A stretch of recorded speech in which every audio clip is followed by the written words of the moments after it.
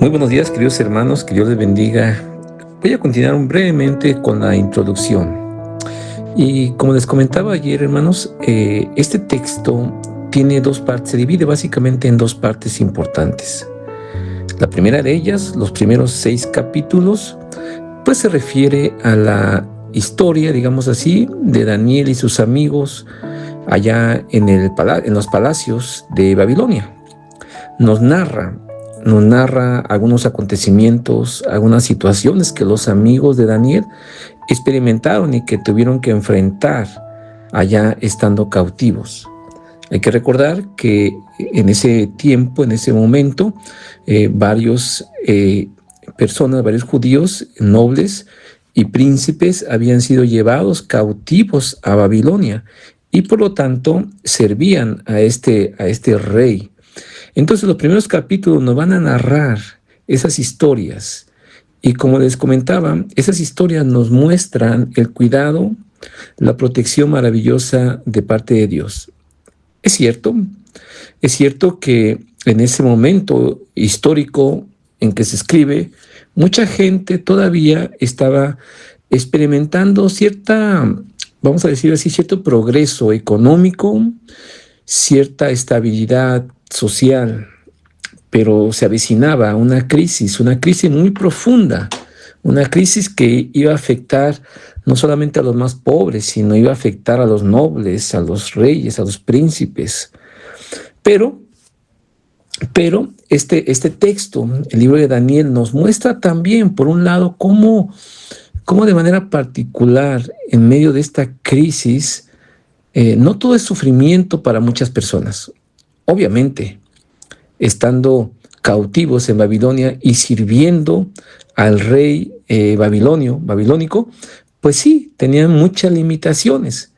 Pero también encontramos cómo estos hombres fueron, pues vamos a decir así, en ese sentido, progresaron económicamente, tenían estabilidad y de una u otra manera tenían mucha influencia, no solamente en el pueblo de Israel, sino que en el pueblo de Babilonia también, y especialmente Daniel.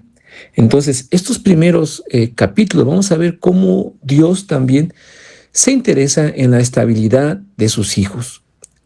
Es cierto, la situación que la mayoría de la gente estaba atravesando era muy difícil y se venían momentos muy tensos y de muerte y de destrucción y de muchas cosas. Pero también vemos que Dios está al cuidado de sus hijos para darles progreso, para darles aliento, no solamente aliento, sino para también que puedan crecer en su influencia en la sociedad a nivel, voy a decir así, a nivel político. Así es que esto nos hace pensar también, mis hermanos, que es cierto, en muchas ocasiones los hijos de Dios atraviesan pobreza, atraviesan necesidad, atraviesan crisis y enfermedades incurables y muchas cosas, ¿no? Terribles.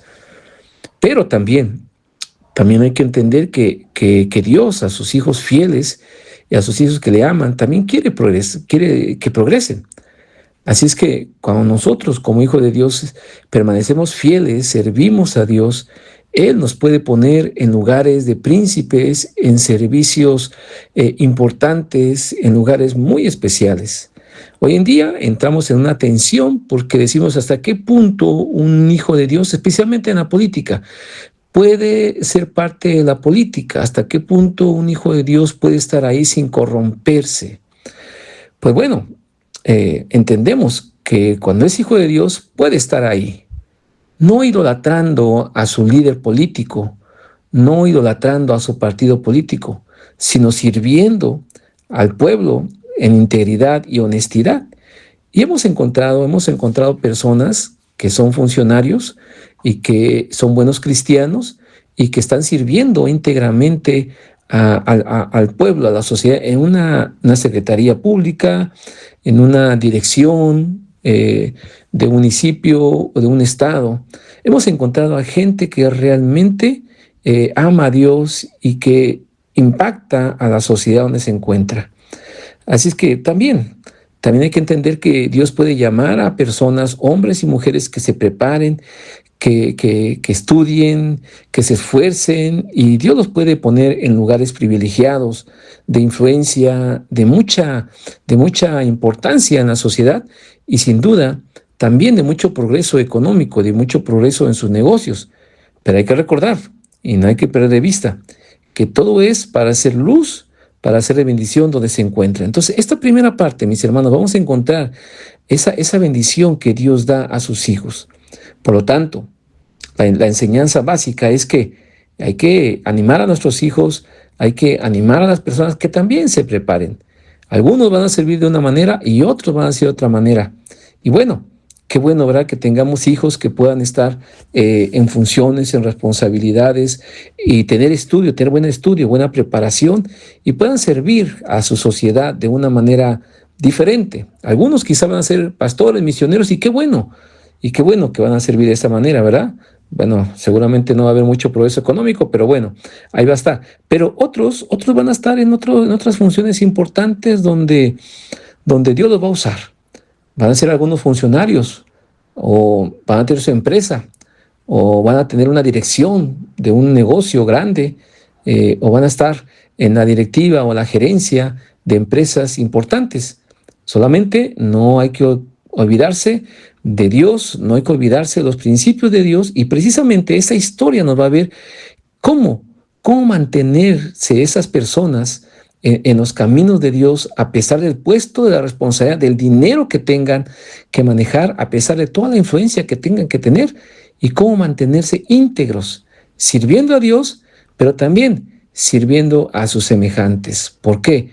Porque es cierto, mis hermanos, muchas veces Dios les da para que también sean de bendición para otras personas. Así es que, si Dios les permite, mis hermanos, estar en una dirección, en un lugar muy importante, muy privilegiado, esfuércese, siga adelante, disfrute lo que Dios le da, pero viva en integridad, viva en honestidad y también comparta la bendición con otras personas, sobre todo con aquellas personas que son hijos de Dios, que sirven y que están esforzándose, pero que por su situación no tienen buenos ingresos o no tienen buenas entradas.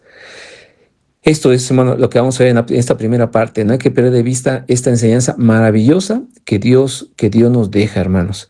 Y la segunda parte, como les dije también, es la del 7 en adelante. Vamos a encontrar las visiones, los sueños que Dios da a este hombre de Dios. Esta es un género, se le llama apocalíptico.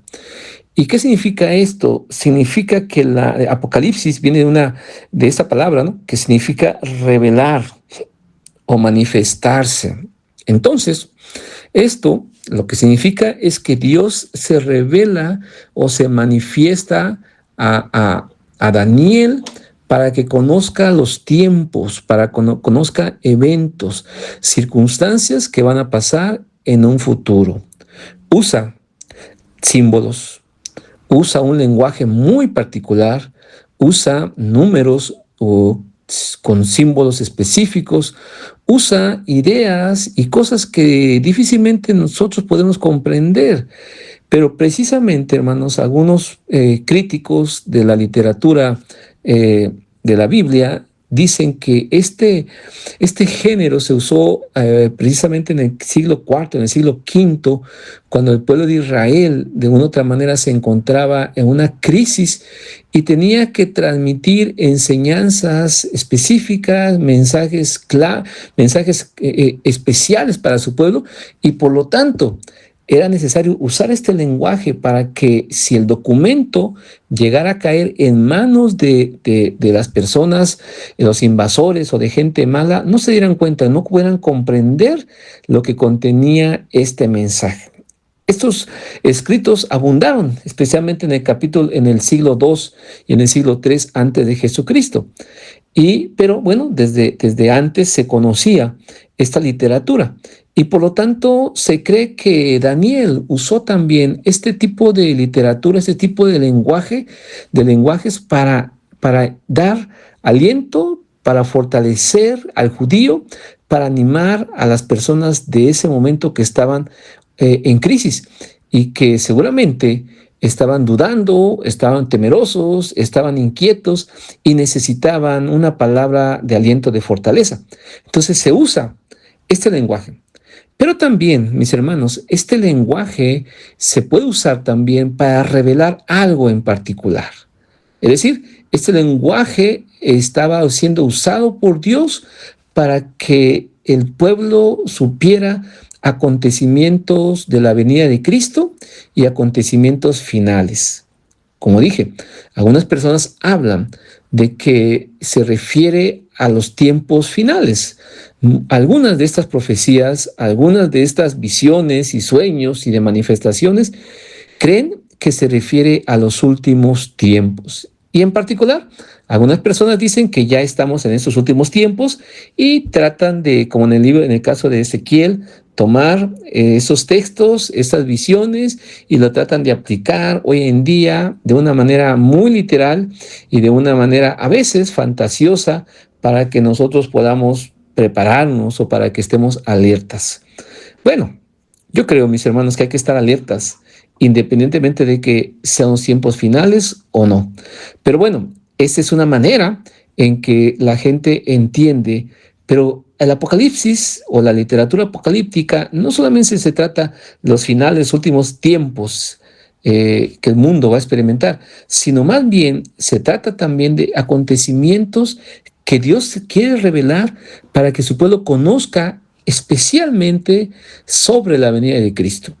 Y aquí una vez más yo voy a insistir, y hay mucho material que quizá sea diferente a lo que yo creo, a lo que yo pienso, pero yo voy a insistir que todas estas visiones, todas estas figuras, todas estas numerología y todas estas cosas apuntan a Cristo, a su venida, a su muerte y a su resurrección. Y estoy seguro que también, seguramente también hay algunas cosas que quedan pendientes, pero no tan específicas como mucha gente cree, sino también estas visiones nos muestran grandes enseñanzas. Esta literatura trae aliento, trae fortaleza, trae ánimo. ¿Por qué? Porque encontramos la victoria en Cristo. La venida de Cristo nos muestra la venida de Cristo, pero encontramos la victoria de Cristo sobre la maldad. Y por lo tanto, el cristiano de todos los tiempos, el Hijo de Dios de todos los tiempos, encuentra fortaleza, ánimo, esperanza cuando lee estos pasajes. ¿Por qué? Porque sabe que Dios no lo ha abandonado.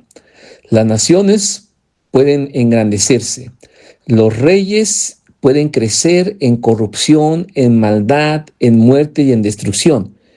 Pero aún así, Dios tiene cuidado de sus hijos. Aún así, Dios escucha de manera personal a cada una de las personas que son fieles.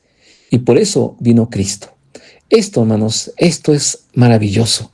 Yo le animo pues para que tengamos nuestro corazón abierto, dispuesto, para que seamos alentados, seamos desafiados también a vivir en integridad, a vivir en honestidad, sabiendo que Dios puede prosperarnos también, la primera parte de este libro. Pero también, si no hay prosperidad y si hay crisis y si hay corrupción en un mundo caído, hay que recordar, reconocer que tenemos la presencia de Dios con nosotros a través de Cristo Jesús. Y sobre todo también que tenemos su gracia y su misericordia y que algún día estaremos con Él por la eternidad. Y tanto este libro como Apocalipsis nos muestran esa esperanza maravillosa, que la corrupción, la maldad, la muerte no es el último capítulo para el Hijo de Dios, no. Al contrario, son manifestaciones previas a la gloria de Dios, a la experiencia que el cristiano va a tener con Cristo por la eternidad. Así es que, hermanos, sigamos creciendo en Cristo, sigamos esforzándonos y vamos a ver cómo Dios sigue prosperando y bendiciendo, pero también nos da esperanza de que está con nosotros, cualquiera que sea los tiempos. Que Dios lo bendiga, hermanos.